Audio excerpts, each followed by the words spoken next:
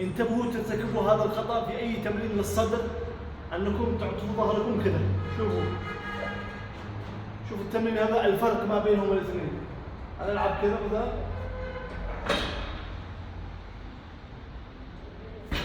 هذا الأول.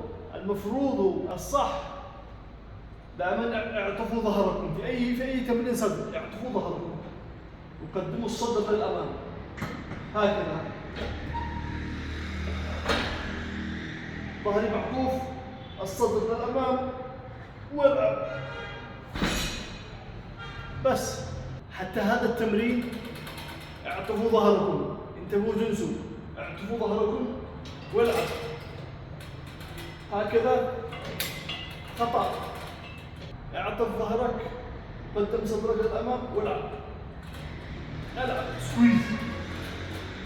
سكويز.